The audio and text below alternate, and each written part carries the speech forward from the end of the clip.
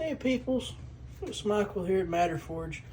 Just finished a walnut charcuterie / cutting board. I thought it was really beautiful.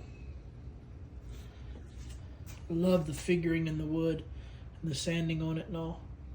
Anyway, just posted this thing on Etsy for sale on the Matterforge store if you're interested in it. If not, just have fun looking at it with me and appreciating the beauty. I think it came out wonderful. Anyway, hope y'all enjoyed seeing it. Stay fancy, people.